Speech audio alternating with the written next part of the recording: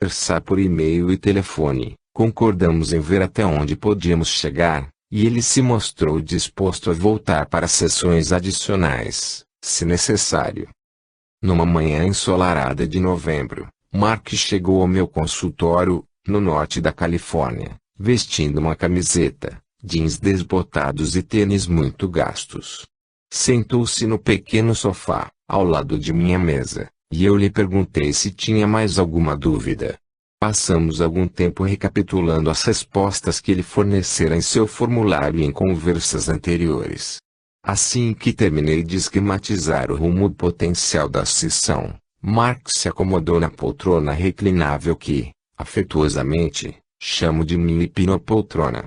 Durante os 30 ou 40 minutos seguintes, trabalhei com Mark na fase preliminar de nossa sessão, levando pouco a pouco a um transe mais profundo. Dei-lhe a oportunidade de testar e avaliar a profundidade desse estado e iniciei uma série de exercícios de aquecimento hipnótico destinados a estimular sua experiência interior por meio de diferentes meios sensoriais: visual, auditivo, cinético, olfativo e tátil. Essa fase inicial do trabalho de hipnose culmina com a regressão no tempo. Partindo de sua idade atual, ingressamos no passado de Mark a princípio superficialmente, e depois parando nos 12, 7 e 3 anos para examinar mais de perto as informações de seu mundo. Mark parecia estar revivendo experiências da infância diretamente, e não apenas lembranças. Era um ótimo sinal. Ativei meu equipamento sonoro e fiz Mark regredir à época anterior ao seu nascimento, dentro do ventre materno. Quase imediatamente, o resultado apareceu. Davi, conte-me o que está vivenciando. Mark, sinto-me flutuando. Sou eu mesmo, mas muito mais primitivo. D, sinta a energia desse seu primitivo, desse seu eu. Você se sente bem com essa energia? M, não me sinto muito bem, não. D, fale-me sobre isso. M, não é a isso que estou acostumado. D, diga-me a que você está acostumado. M, estou acostumado a ser um sujeito grande, exuberante, com muita força e energia física, um cara realmente forte, guerreiro e conquistador de mulheres.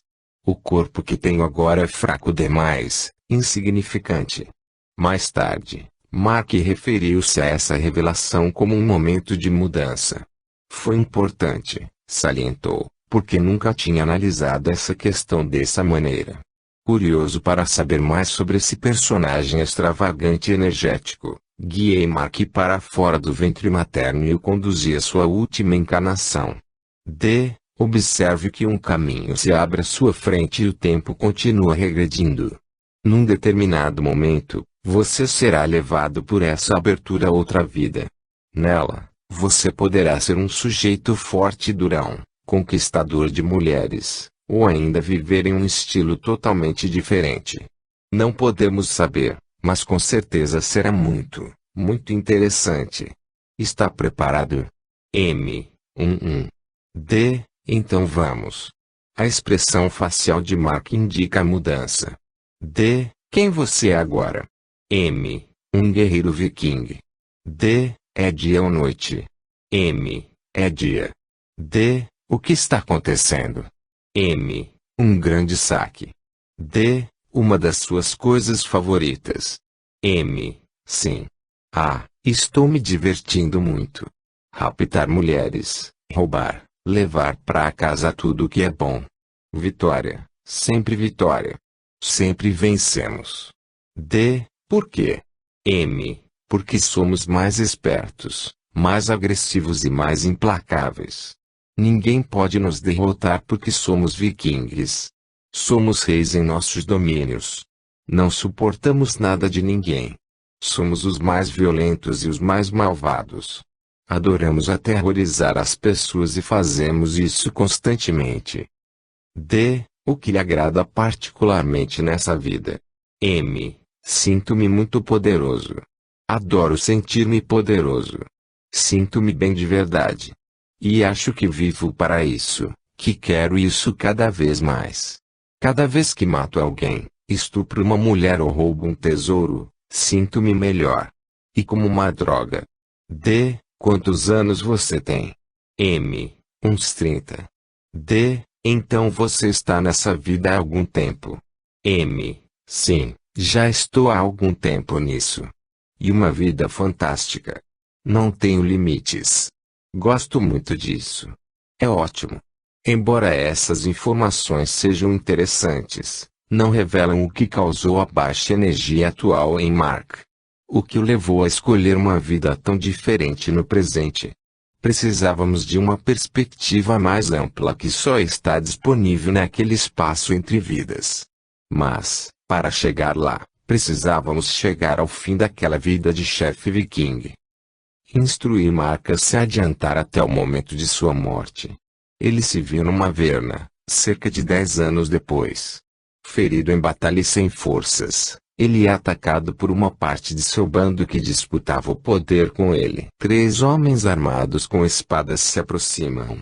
Ele está decidido a lutar como um guerreiro viking e a matar os 3, mas está muito lento agora. A espada de um adversário o atinge no estômago e, no momento seguinte, ele sente uma lâmina penetrar-lhe a nuca. M. Tenho muito medo. Uma lâmina está me cortando. Tudo acontece em câmara lenta. Não posso acreditar. Estou chocado. Depois de vencer tantas batalhas, perder está além de minha compreensão. É um choque. Pensei que seria mais glorioso. Mas não tem nada de glorioso nisso. D. O que está acontecendo agora? M. Bem, parece que a lâmina da espada parou no meio do caminho. Embora o acontecimento seja instantâneo, tudo parece muito lento. D. Você ainda está em seu corpo? M. Sim. Bem, a cabeça está separada do corpo, e agora estou saindo dele. O corpo não é mais uma coisa só e, por isso, não posso ficar dentro dele. Parece que estou sendo puxado para fora com força, puxado pelas costas. Vejo meu corpo partindo, descendo, e estou de pé ao lado dele. Ainda amo muito esse corpo. Apenas observo, todos os guerreiros celebram a minha morte. Nota: alguns espíritos desencarnados, em geral dos níveis 1 e 2, ficam perturbados quando uma vida física termina. Podem querer permanecer perto da cena da morte por um tempo em razão de algum assunto inacabado. Talvez porque foram assassinados, porque deixaram o ser amado em dificuldade, ou porque assim sentem nostalgia de uma vida que não estavam preparados para abandonar, e assim por diante. Por várias razões, essas almas podem não estar preparadas para irem à luz imediatamente. Fim da nota. D. O que está acontecendo agora? M. Continuo ali. Ainda estou num estado desencarnado. Sinto-me só, arrasado e não sei o que fazer. D. Há quanto tempo você está parado aí? M. Parece terem sido horas, mas continuo no mesmo lugar. Não sei o que fazer.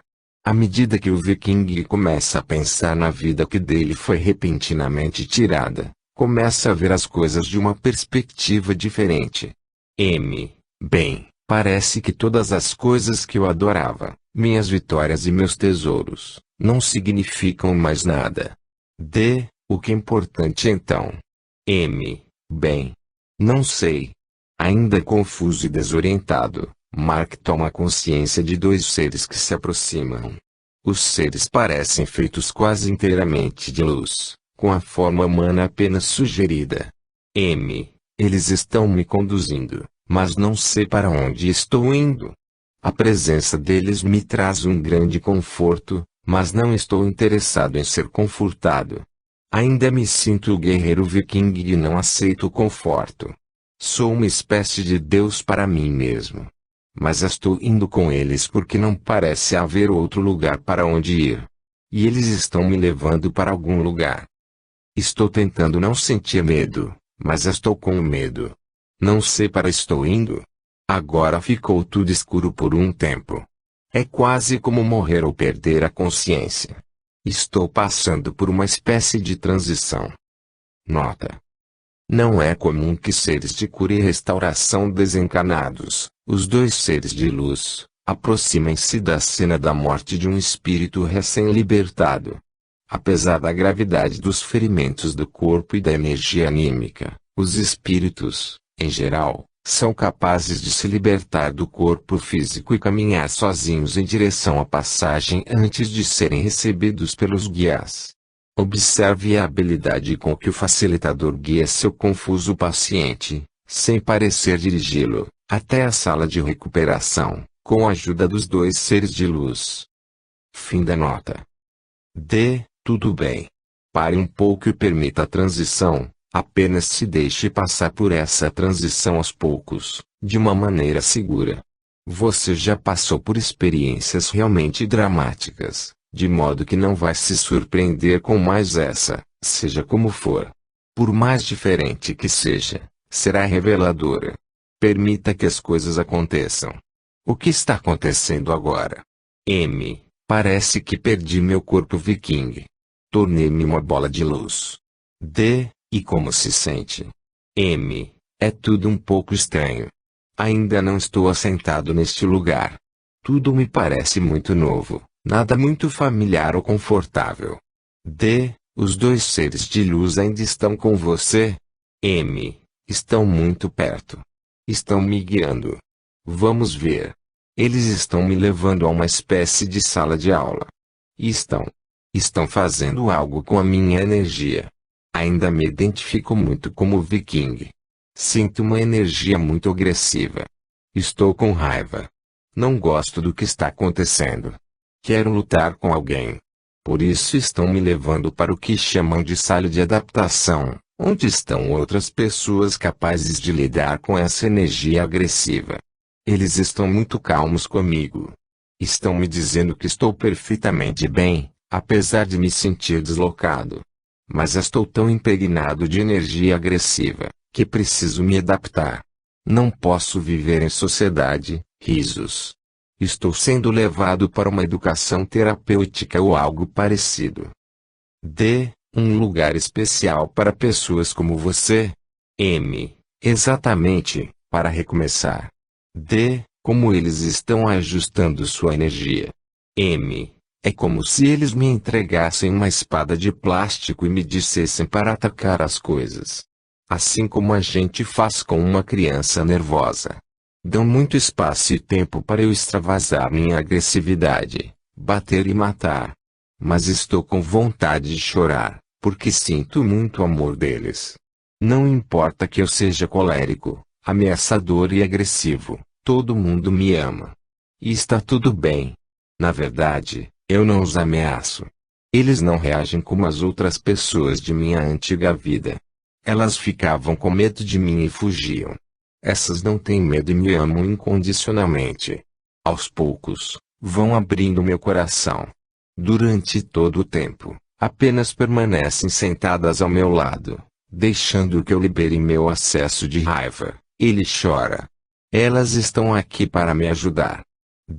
Os dois seres de luz que o levaram a esse lugar ainda estão ao seu lado. Ainda estão por perto, mas me entregaram a conselheiros mais especializados em pessoas como eu. Estou sendo conquistado pelo amor. E avassalador, não é? Muito. Estou sendo vencido pelo amor. Aos poucos, vou me acalmando, mas isso leva muito tempo. Levo muito tempo para absorver essa energia, porque há uma parte de mim que adora aquela de teor agressivo. Naturalmente. É uma energia tão libertadora e tão poderosa. E eu a amo muito, não quero desistir dela. Mas preciso desistir, senão ficarei isolado para sempre. Eles dizem que meu amor à violência é tão intenso que quase me mandaram de volta à fonte. Ele chora. Talvez eu seja um dos piores casos. O que os fez insistir com você? Bem, eles me disseram que meu amor à violência também criou algo bom em mim. É uma experiência única que pode ser canalizada em outra direção. Ela me dá uma força extraordinária, que pode ser usada para o bem futuramente. mas precisa ser controlada e redirecionada. Portanto, eles não querem destruí-la nem desperdiçá-la, pois é muito importante para a coletividade. E é com grande alegria que entendo que não há nada de errado comigo.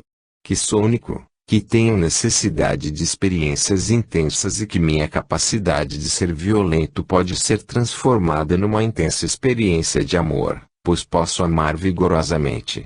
Essa é a minha principal lição. Eles não quiseram me reprogramar porque tenho algo único a oferecer. Mergulhei tão profundamente na violência que a transformei em amor. Amava tanto a violência, que ela se converteu em amor.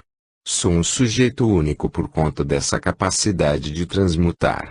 Tenho uma compreensão única da violência que me dá algo valioso para usar mais tarde. Mark conta que sentiu esse tempo como um isolamento, como se 30 anos tivessem transcorrido sobre a Terra. Em algum momento, durante esses 30 anos, você encontrou seus guias? Eles fizeram contato com você? Essa é a grande pergunta. Não. Quando digo isolamento, estou falando de isolamento. Ninguém mais apareceu, a não ser os guias especializados que estão me ajudando nessa transição. São espíritos muito velhos, muito experientes e muito poderosos. São capazes de me controlar com um olhar, com um sorriso. Quando querem, possuem uma incrível capacidade de comando. Concordo com eles. Eles parecem deuses hindus com aparência de demônios. Podem transformar a bem-aventurança em horror de um momento para outro. É assustador. Parece que eles podem espelhar o que mais assusta a você. Eles se transformam em seu medo, é isso? Sim, eles parecem ter uma capacidade especial para fazer isso. Sinto que são seres superiores. Muito evoluídos. Nota. Os espíritos que voltam ao mundo espiritual depois de uma vida física destrutiva podem enxergar seus erros em diferentes abordagens espirituais. Podem voltar para uma biblioteca para uma autoanálise de seus erros. Muitas vezes, nosso grupo espiritual intervém para rever quais defeitos da vida passada precisam ser melhorados. Nossos guias espirituais podem querer nos dar uma lição para corrigir o mau comportamento na vida que terminou, chocando o espírito recém-chegado. Note que, nesse caso, Mark descreve um rápido confronto com falsos espectros demoníacos. Podemos ver, pelo caso de Mark, que não são apenas nossos guias espirituais e nosso conselho de anciãos que nos ajudam em nossa reabilitação pós-vida. Existem especialistas que reabilitam os espíritos harmonizando a energia arruinada das almas contaminadas por certos corpos físicos. Fim da nota.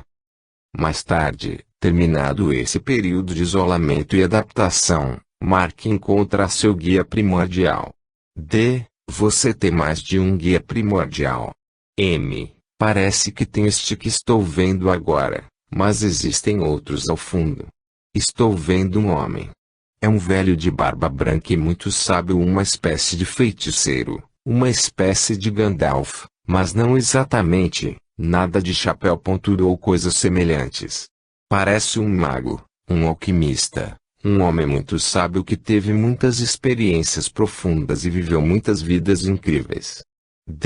Nesse reino, como eles o chamam? Uau! É um nome violento. Pausa, Lothar. Lothar, e como você chama esse alquimista, esse mago? Como você chama seu guia quando se dirige a ele? Camon. Caemoon. Sim, é isso, Caemoon. Mark começa a descrever sua educação sob a tutela de Caemoon. Ela incluiu encarnações, que Mark chamou de viagens pelo campo, em outros planetas e muitas na Terra. Mark passou muitas de suas vidas terrenas como guerreiro. Então chegou o momento de examinar a vida atual de Mark. E que tal seu corpo atual? Tenho grande resistência a essa questão, por isso quero discuti-la. Tudo bem. Daqui a pouco, vou fazer uma contagem regressiva de 3 até 1 e tocar você neste ombro. Toca Mark no ombro direito. Da próxima vez que eu tocá-lo, Permita que Cameron fale pela voz de Mark, de modo que eu possa ouvi-lo. Se vocês dois aceitarem essa proposta, façam um sinal com a cabeça, e eu saberei que podemos continuar. Depois de uma pausa, Mark acena positivamente. Cameron, que eu conheço como Mark, parece ter certa resistência a seu corpo atual. Fale-me sobre isso. M, com uma voz diferente, como Cameron. Bem, ele é muito orgulhoso. Tem uma alma muito orgulhosa e bastante resistência a ir essa vida. D, que vida é essa? M, como Cameron, esta vida atual, como Mark. Ele precisa de um tipo de corpo diferente. E descobrir. Pausa. D, de que jeito?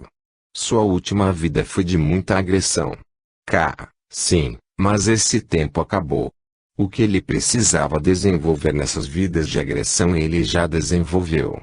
Agora precisa assumir um corpo diferente e descobrir como é ser uma pessoa normal, um verdadeiro ser humano com razão e sentimentos.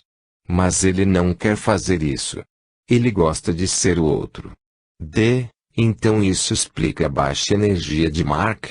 Ele recebeu um corpo no qual não é capaz de se enfurecer e brigar.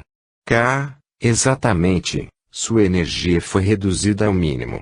Ele recebeu apenas uns 49% do que poderia ter. Isso foi intencional, para evitar qualquer atividade agressiva indevida. Ele foi propositalmente enfraquecido. Observe que Cameron indica que, em termos energéticos, Mark trouxe para essa vida cerca de metade do que poderia ter tido. Isso não significa metade de sua energia espiritual total. Como grande parte de nossa energia permanece no mundo espiritual durante qualquer encarnação, 49% do que ele poderia ter recebido provavelmente representam menos de 25% do total da energia espiritual que hoje se expressa como Mark. Nota: a observação do autor sobre energia espiritual é muito relevante no caso de Mark. O espírito traz uma média, 50 a 70%, de sua energia total, como mencionamos em outras histórias. Mas, nesse caso, ao dizer metade do que ele poderia ter, o guia de Mark indica metade dos habituais 50%, ou seja, apenas 25%, como explica o autor. Devo acrescentar que espíritos avançados e altamente desenvolvidos podem lidar bem com esse baixo nível de energia, mas Mark não pertence a essa categoria. Assim, vemos que, na vida de Mark, seu nível de energia é determinado por desígnio e não pelo excesso de confiança de seu espírito, como pode ocorrer com algumas almas que escolhem um novo corpo. Fim da nota. K. Ele está aprendendo uma lição aqui. Estamos enviando com pouca energia de propósito para que aprenda a lidar com a realidade de ter um corpo que não pode sair por aí desenfreado, como se fosse um Deus encarnado. D. Ele parece estar aprendendo muito com essas experiências. K. Sim, mas é muito difícil para ele. Isso impeliu a busca espiritual, o que é uma boa coisa. Embora Mark ainda sinta um baixo nível de energia, está em paz com a experiência, tendo entendido que isso faz parte da evolução de sua alma. Isso explica o que senti durante toda a vida em relação à minha energia, ele diz, e a incrível lacuna existente entre a energia que sinto interiormente e a energia que tenho. Às vezes é difícil lidar com isso. Essa experiência, de vida entre vidas, facilitou a aceitação de minha situação e saber lidar com ela. Agora posso superar a frustração. Hoje tenho entendimento e muito mais fácil administrar minha energia. Isso, a hipnoterapia de V foi verdadeiramente esclarecedor para mim. Nota: cerca de 1000 anos atrás, os vikings dominaram outras culturas pelo comportamento agressivo e magnificência corporal. Entretanto, o karma pessoal exige certos ajustes radicais no corpo futuro, de modo a compensar essas vidas combativas, como foi o caso de Mark. Em um dos meus casos de vikings, espírito escolheu, séculos depois, viver como uma mulher que não tinha o movimento das pernas. Fim da nota.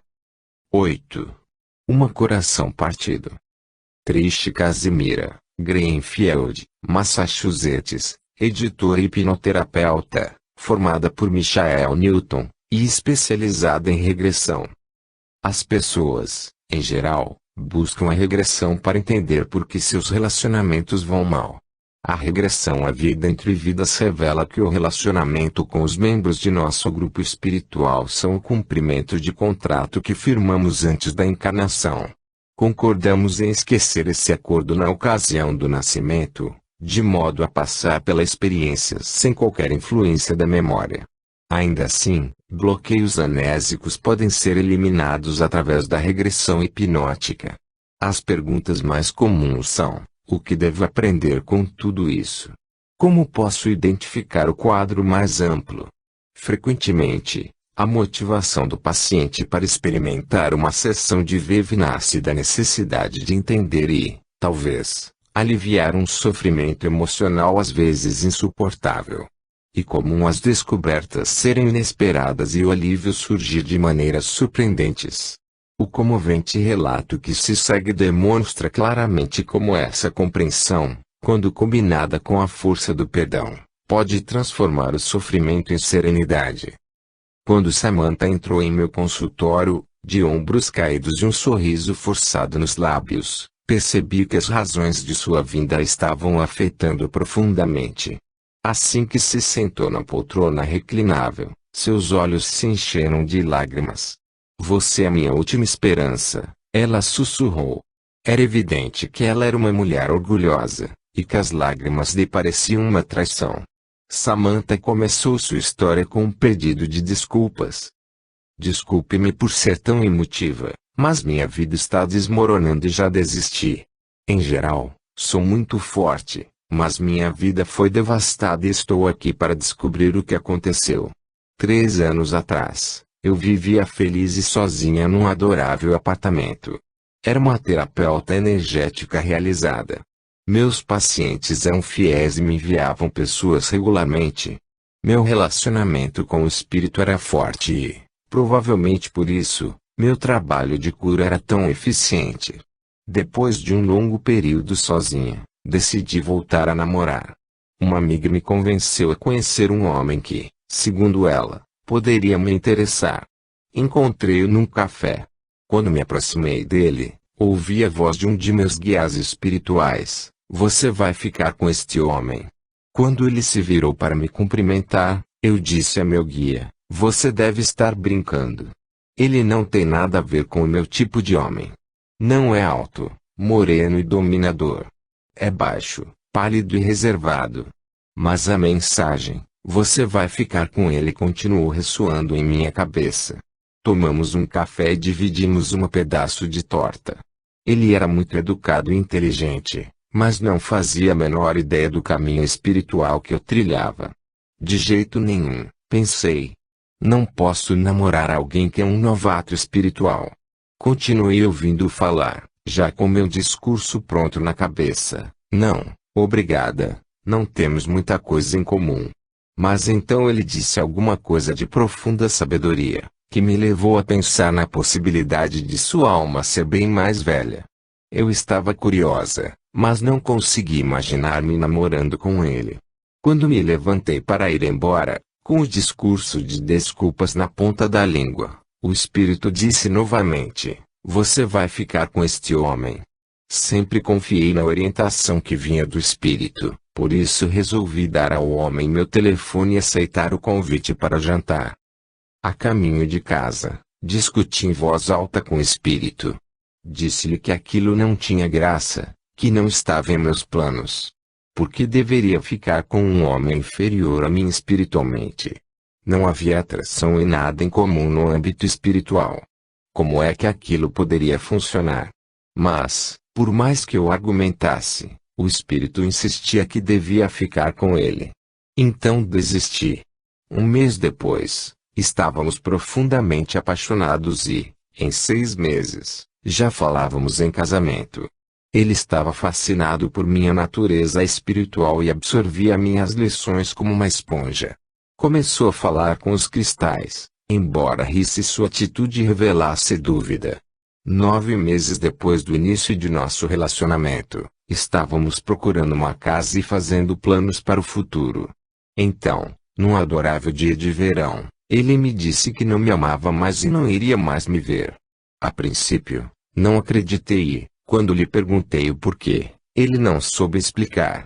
Só sabia que não poderia continuar e não queria me enganar. As lágrimas molhavam a blusa de seda de Samantha, mas ela recusou o lenço que lhe ofereci. Ela queria continuar o relato de sua história, na esperança de se livrar desse fardo. Passei meses rezando, tentando entender. Mas não havia o que entender. Meu coração estava partido, meus sonhos destruídos, meu mundo desabara e minha integridade estava em perigo. Eu estava certa de que o Espírito nos queria juntos. Então, como aquilo pudera acontecer? Eu ouvira dizer que devia ficar com ele. Eu ajudar aquele homem a se desenvolver espiritualmente. Chegar a abrir mão de minhas necessidades espirituais em favor de nosso relacionamento. E ele simplesmente foi embora. Aos poucos, mergulhei numa grave depressão. Perdi pacientes e minha capacidade de intuir suas necessidades. Se eu tinha me enganado tanto ao interpretar o que o Espírito me dissera, como poderia enxergar as necessidades dos pacientes? A raiva que sentia do Espírito transformou-se em apatia e deixei de me importar. Fechei meu consultório, mudei-me para outra cidade e tentei recomeçar.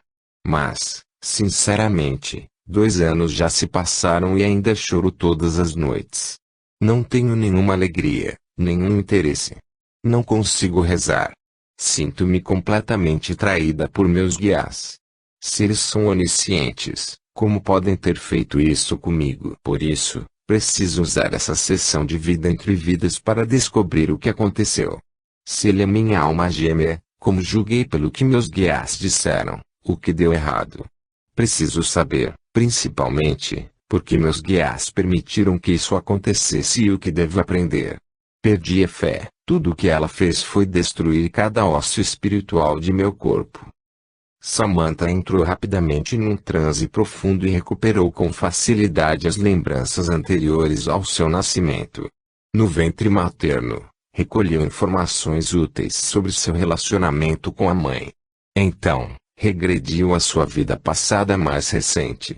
Ela se viu como um índio, preso numa emboscada feita por soldados, e observou que a cena lhe parecia familiar. Passamos a sua experiência de morte. Ela descobriu que o espírito deixou o corpo momentos antes da morte e que, por isso, não sentiu dor alguma. Quando emergiu do mundo espiritual, sentiu um momento de graça e liberdade, que se evidenciou ao relaxar mais profundamente. Ela sabia para onde estava indo e não precisava de um guia que a acompanhasse. Lembrou-se exatamente do plano e foi direto ao seu grupo espiritual. Havia 12 espíritos em seu grupo e todos tinham auras azuladas. Ela não se surpreendeu com o fato de serem espíritos evoluídos. Samantha, primeiramente, encontrou o ex-marido, chorou ao lembrar do acordo feito e do término, causa, do relacionamento entre ambos. Eles tinham se casado principalmente para ter filhos, não havia amor. Ela perdoou ele e a si mesma por todos os anos em que tentaram fazer o casamento funcionar. Não me admira que tivéssemos um relacionamento de amor e ódio, exclamou, ao saber que ele era o soldado que a matara na vida anterior. Samantha encontrou um antigo amor e entendeu que o contrato entre eles visava mútuo desenvolvimento da consciência. Encontrou também a amiga mais querida e várias outras pessoas que haviam sido importantes em sua vida, podendo lembrar dos acordos firmados. Havia 2 pessoas sem rosto em seu grupo, e sua melhor amiga riu e disse: "Ah, ainda não os conhecemos. Vai ser uma grande surpresa." Ela procurou à sua volta, mas não conseguiu encontrar o homem que partira seu coração. Procurou no grupo mais próximo ao seu, mas ele também não estava lá. Então, decidiu sair de seu grupo e continuar a busca. Lá longe, perdido na distância, ela ouviu. Ele acenava os braços acima da cabeça como se pedisse socorro a um avião. Ela caminhou até eles se encontraram em um espaço nebuloso, Indefinido. O que aconteceu? Ela lhe perguntou, com desespero na voz. Ele tomou sua mão. Não se lembra? Respondeu, amoroso. Pertenço a um grupo de almas muito jovens. Ninguém em meu grupo está pronto para despertar. Eu procurava alguém que me ajudasse porque pensei que estava pronto para tentar. Quando acenei e chamei por você, você me ouviu e saiu de seu grupo para me encontrar. Ah, está certo. Agora me lembro, ela disse. Você disse que me ajudar serviria a seu propósito. Eu disse que precisava de ajuda. Foi uma parceria perfeita. Mas o que aconteceu? Pensei que estivéssemos apaixonados, que envelheceríamos juntos. Querida, ele disse, apertando sua mão, isso não fazia parte do nosso acordo. Eu disse que estava pronto para tentar despertar, mas nunca afirmei que conseguiria. Apenas concordei em tentar. Você sabia que havia a possibilidade de eu não conseguir e disse que tudo bem. Oh, ela exclamou numa voz suave. Agora eu me lembro. Concordei em ajudar você. Como era a sua primeira tentativa de despertar, precisava de alguém que o guiasse. Meu propósito é ajudar as pessoas a entender seu ser divino. Então, prestar-lhe ajuda pareceu-me perfeitamente coerente com meu propósito espiritual, uma parceria impecável, como você disse. Sua testa se franziu quando ela continuou. Preciso contar-lhe que minha vida está um caos. Não confio mais em meus guias. Eles me disseram para ficar com você e eu obedeci. Estava tão certa de que devíamos ter um relacionamento, que me permitia apaixonar-me por você, pensando que havia nisso um plano maior. Fiquei arrasada quando você partiu. Eu tinha mudado toda a minha vida para estar com você. Como é que pôde se desligar emocionalmente daquele jeito? Nós falávamos em casamento, pelo amor de Deus. O que aconteceu? Pense bem, ele disse. O que exatamente seus guias lhe disseram quando você me conheceu? Fiquei com ele. Fiquei com ele. Seu rosto suavizou-se enquanto tentava se lembrar. Eles não me disseram por quanto tempo. Agora percebo que eles nem definiram o que isso significava. Como meu coração estava solitário quando o conheci, supus que isso significasse um relacionamento amoroso. Mas nunca combinamos de nos apaixonar. Percebo agora que era o meu ser humano que queria amor e segurança. Eu amei, ele disse, mas foi coisa de momento. Tínhamos sido claros sobre isso. Diante do que sentíamos, julgamos que devíamos nos casar. Mas não era por isso que estávamos juntos. Você estava me mostrando como despertar, mas eu não estava pronto. E, francamente, mesmo que tivesse conseguido despertar, acho que teria partido. Você era minha mestra, não minha alma gêmea. Quero que saiba que jamais quis magoar você. Pensei que estava preparado para despertar, mas fiquei com medo. A iluminação espiritual exigiria que eu mudasse drasticamente toda a minha vida, e minha alma ainda não evoluiu.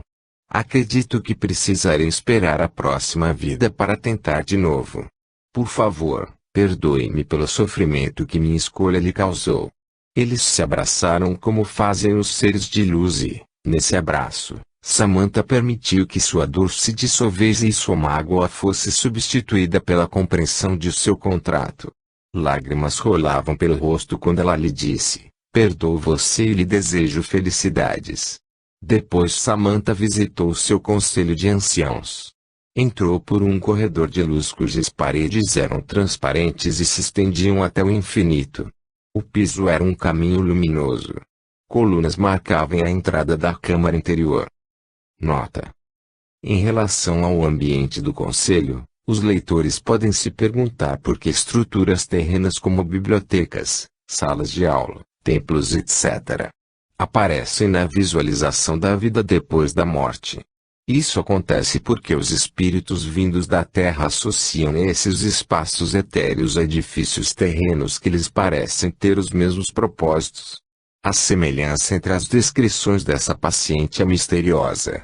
A Câmara do Conselho parece muito um templo sagrado na mente de muitos pacientes. Eles se referem a tetos abobadados, pisos de mármore, luzes multicoloridas e assim por diante. São imagens ligadas a sentimentos de temor e respeito quando o espírito entra nesse espaço em que será avaliado.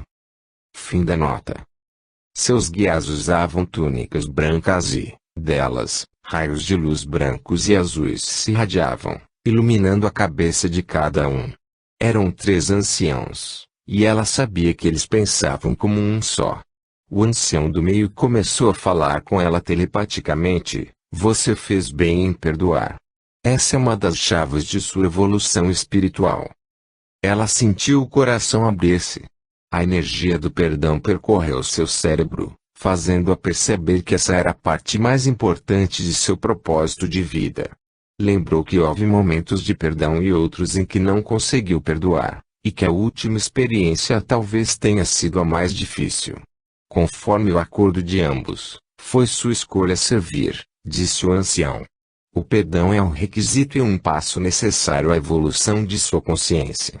Você sente que nós a levamos para um caminho de sofrimento, mas agora entende que isso foi necessário?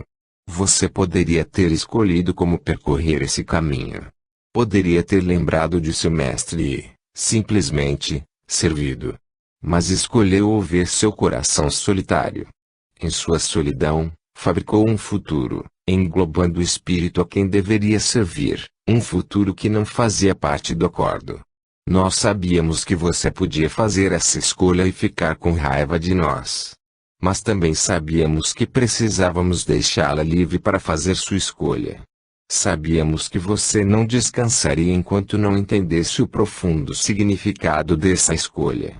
Você é muito determinada. Essa é a natureza de sua alma.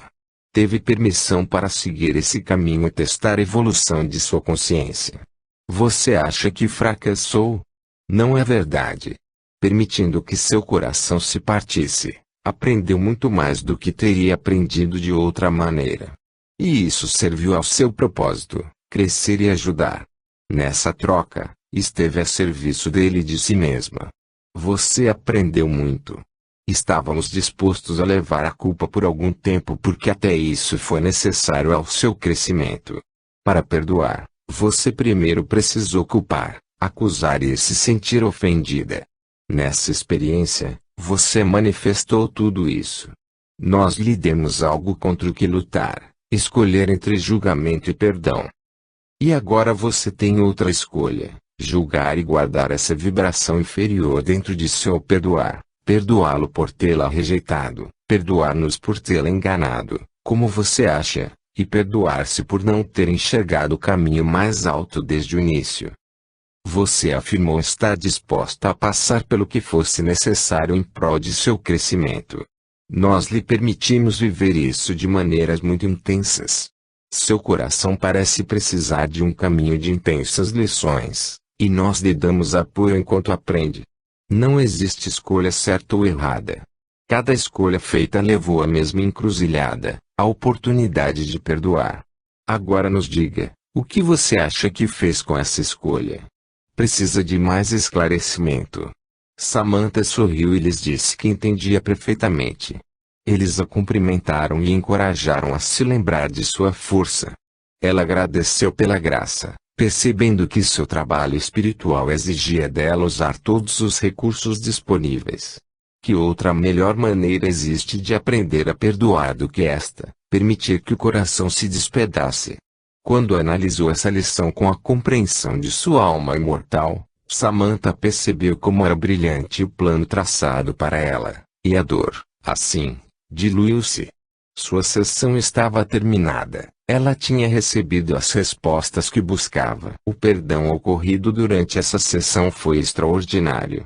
Um ano depois, Samantha contou-me que está trabalhando melhor que antes. Sua necessidade de julgar e culpar desapareceu totalmente. Ela não reage mais como antes às emoções do momento. Hoje, procure o ouro que não está evidente. Consegue ajudar as pessoas a verem que culpar os outros as impede de aprender suas lições, e que vale a pena o coração tentar se afastar o sentimento de acusação. Ao eliminar a acusação de sua mente, Samantha agora é capaz de ver claramente que cada pessoa segue um plano divino, e está ajudando os outros a enxergar esse plano. Seu coração continua aberto e ela agora agradece as oportunidades que a fazem entender que o perdão é um mestre amoroso. Está namorando de novo, mas sem valorizar o felizes para sempre dos contos de fadas que sempre se interpunham em seu caminho. Samantha agora vive o momento. A felicidade é uma escolha e o perdão, o seu veículo. 9. O Ganso Branco. Ursula de Marmeus, Salzburg, Áustria, escritora e personalidade conhecida por suas aparições na TV, em programas sobre regressão. Dá palestras em universidades em defesa de uma sociedade que respeite os animais e a natureza. Este capítulo mostra, com muita clareza, o rápido processo positivo que pode ser desencadeado quando um paciente é guiado com sensibilidade ao estado de vida entre vidas.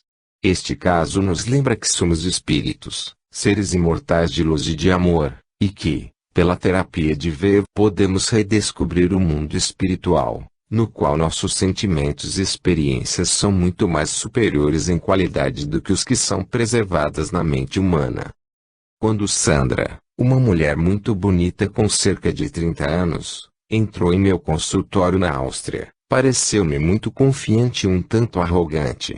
Eu me surpreendi com isso, porque, quando ela me escreveu, mostrou pouca coragem para enfrentar a vida e até pensava constantemente em suicídio. Sofria de repentinas dores cardíacas e ataques de ansiedade, mas os médicos não tinham encontrado uma causa física para o problema.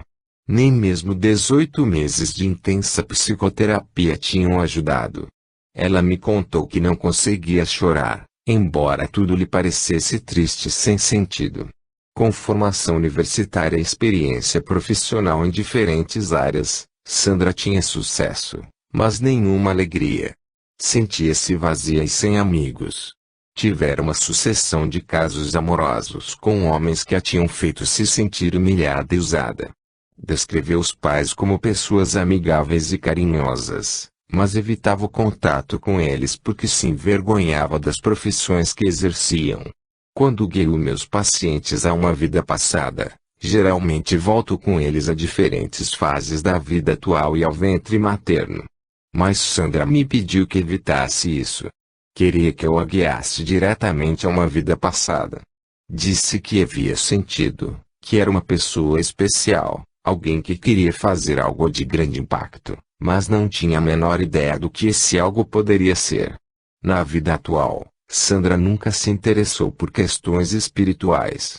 Até que um dia, por acaso, leu numa revista um artigo sobre meu livro e os efeitos positivos da regressão a vidas passadas. Desde então, ficou curiosa. Leu o livro e agora estava ali para experimentar a regressão espiritual. Levei muito tempo para conduzir Sandra a um transe profundo, porque, de repente, ela ficou tensa e com medo. Usei indução imaginativa, fazendo-a visualizar um belo campo florido. Ela, então, foi relaxando pouco a pouco. Pedi a seu guia espiritual que escolhesse a vida que mais pudesse ajudá-la. Em seguida fiz regredir a ela. Por um longo período, minha paciente se viu confortavelmente deitada de costas, flutuando numa nuvem branca pelo céu azul. Durante esse período, seu transe foi se aprofundando. Finalmente, pedi a ela que se virasse e olhasse para a terra, lá embaixo. Ela viu uma suave paisagem verdejante, com campos e árvores. Expliquei-lhe que contaria até 3, e que ela ingressaria em uma de suas vidas anteriores, aquela que seria mais importante para a atual. Úrsula, o que você está vendo? Sandra, subitamente trêmula e respirando com a boca entreaberta, um pântano. Os cavalos não podem se mexer. Estão presos. Afundados até o joelho. Não posso mais me mexer. Gritando. Tudo está cinzento, tudo cinzento. Acho que deve ser o inferno. Choramingando. Preciso continuar. Preciso continuar. Vire-se. O que está acontecendo? S. Respirando pesadamente. Preciso jogar fora a mochila e a arma. Não tenho mais força. Oh, Deus, Eles estão atirando. Malditos. Gemendo. Não aguento mais. Preciso de minha arma. Eles acertaram um cavalo. Gritando. Ah, eles não me acertaram. Ainda não. Mas por quê? Essa confusão tem de terminar. Sandra viu-se na Rússia, durante a Segunda Guerra Mundial, no corpo de um desesperado soldado alemão chamado Rainer. A situação era desesperadora. Os veículos fora da estrada não conseguiam mais seguir sob a intensa chuva. Em seu lugar, eram usadas carroças puxadas por cavalos, que estavam atoladas na lama. Na cena seguinte, Sandra se viu como o jovem Rainer, um jovem de uniforme, pouco antes do início da guerra, ao lado de sua noiva, Judith, na bela casa de seus pais. Seus pais eram ricos fazendeiros. Como você se sente aí? Judith quer se separar de mim. Por quê? Porque entrei para o exército, orgulhoso. Vou fazer carreira, risos. Chega de vacas e porcos. Ela é judia, o que não combina comigo e com a nação germânica. Como você se sente em relação a Judith? Ela é muito bonita e elegante. Agora ela está chorando. Não gosto disso. Acho que é melhor a gente se separar mesmo. 2 anos depois, Rainer está no comando de uma divisão que controla a fronteira entre Suíça e Alemanha. Seus soldados capturam um grupo de refugiados judeus e Judith está entre eles. Ela está desmazelada. Não tem mais beleza. Suja. Ela me olha com um olhar estranho. Assustado. Agora ela afasta os olhos. Como é isso para você? Não sei.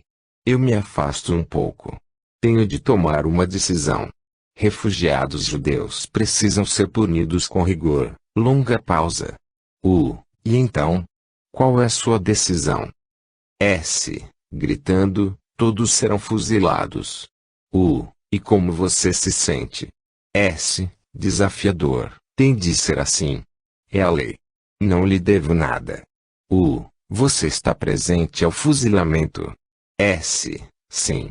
Todos estão de pé, em fila, de costas para nós.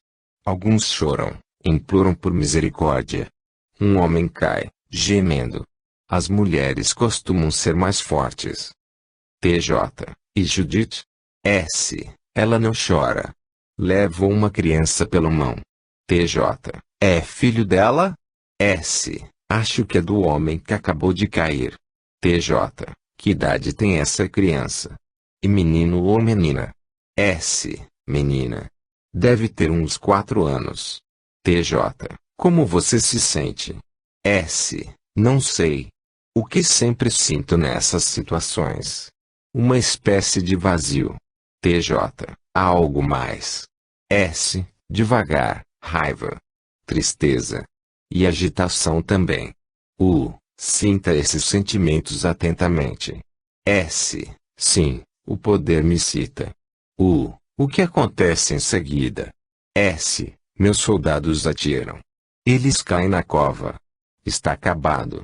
Logo depois, Rainer começa a ter terríveis sentimentos de remorso e pesadelos. Uma repentina dor cardíaca também aparece. Ele se oferece como voluntário para lutar na linha de frente. Espera morrer, mas é capturado pelos russos. Estou diante das barracas, muito magro. Tudo é cinzento e sujo. Quase não há o que comer, nem mesmo para os russos. Eles precisam reconstruir as casas. Inúteis. Estão atirando de novo. Os idiotas. Quem? Os nossos, os alemães. Está tudo destruído. É uma multidão de prisioneiros alemães. Um avião solta uma bomba. Rainer é atingido pelo choque e içado longe. Seu ombro esquerdo está ferido. Então ele vê um ganso branco sentado a seu lado. Ele tem a asa esquerda ferida. Espantada, este ganso branco. E a coisa mais pura e mais bela que já vi. Longa pausa. O que está acontecendo dentro de você? Lentamente, era assim que eu era. Ou poderia ter sido. Deveria. Os soldados russos chegam e apanham o ganso. Um deles esgana a ave. Rainer grita e corre na direção deles. Um soldado bate com a coronha da arma na cabeça de Rainer. Ele cai e morre imediatamente. Alguma coisa puxa sua alma para fora do corpo. Então, por um longo período, ela fica imersa na escuridão. Ele se sente só e perdido. Nota: os leitores de casos de vidas passadas costumam estranhar o número desproporcional de pessoas cujas encarnações imediatas ocorreram durante a Segunda Guerra Mundial. Isso não acontece por acaso. Existem duas razões para isso. A Segunda Guerra foi o conflito militar que causou mais mortes na história humana. O total de mortes prematuras em consequência direta da guerra foi calculado em 60 ou 70 milhões de almas entre militares e civis. 6 milhões de judeus morreram nos campos de extermínio. Se uma vida é cortada prematuramente, o espírito em geral reencarna dentro de pouco tempo, entre 5 e 10 anos para completar o tempo normal de vida e conquistar o que não conseguiu antes. Muitos espíritos mortos na Segunda Guerra estão nessa categoria. A segunda razão é a necessidade que o espírito tem de equilibrar as forças kármicas que o levaram a uma morte violenta na guerra, como foi o caso de Rainer, Sandra, particularmente a maneira como Rainer tratou os refugiados judeus. Fim da nota. Como você agora. Uma névoa. Não tem forma humana. Finalmente, ele começa a ver o que há na distância um pouco mais claramente, e um ganso branco voa até ele. Subitamente excitada, este ainda é mais bonito do que aquele ganso da Rússia. Ele brilha e é muito grande. Sua alma tem permissão de deitar-se sobre as costas do ganso branco, que voa para longe com ela. Lá embaixo, Rainer vê uma paisagem cinzenta, resultado da destruição da guerra. Sandra me diz que se sente muito pequena, pesada e cansada. Uma profunda tristeza invade e as lágrimas começam a escorrer pelas faces. Como espírito, Sandra mergulha profundamente nas penas brancas e, por muito tempo e intensamente, chora. Soluçando, sinto-me dissolver em lágrimas infinitas que respingam todo o campo. Depois que a paciente se acalmou um pouco, como se sente agora? Mais leve. As terras lá embaixo ficaram verdes. O horrível cinza da morte desapareceu. Tudo voltou a ficar fértil. Onde está o ganso branco? Perto de mim. Mas agora está se transformando numa luz azulada. Surpresa. Meu guia espiritual. Nota: a materialização da energia, em diferentes formas, é um recurso utilizado pelos espíritos de todos os níveis de desenvolvimento, mas particularmente entre os guias espirituais que desejam alcançar determinados fins com seus alunos. Em geral, se isso acontece com um espírito recém-desencarnado, ocorre logo depois da morte, pouco antes ou pouco depois que ele passa pelo portal espiritual. Nesse caso, o ganso branco é quase a representação mitológica de um guia que surge numa traumática cena de morte. O guia de Sandra, Tisana, assume a forma de uma vítima animal, objeto do mesmo comportamento abominável que Rainer demonstrou contra os refugiados judeus. A intenção foi mostrar a Rainer os efeitos da crueldade infligida a criaturas inocentes. A sucessão de agressões que o ganso sofre espelhou o que Rainer enfrentaria em seus últimos minutos. Primeiro, o ganso machuca a asa e Rainer é ferido no ombro. Finalmente, o sufocamento do pássaro corresponde ao golpe fatal que Rainer recebe na cabeça. Pela visão simbólica, Rainer é levado a ver as consequências de sua falta de compaixão como soldado. Quando deixava o plano astral terreno, Rainer foi carregado por um pássaro ferido, símbolo de sua libertação. O ganso branco também simboliza a pureza, a beleza e a paz, uma representação do alter ego espiritual de Rainer, ou seja, a bondade e o desejo de agir corretamente versus o comportamento destrutivo na vida que acabara de deixar. Sandra percebe que, em sua vida atual perturbada, deve agir com compaixão, como a autora da história deixa claro. Quando seu guia, Tisana, assume a forma de um ganso branco para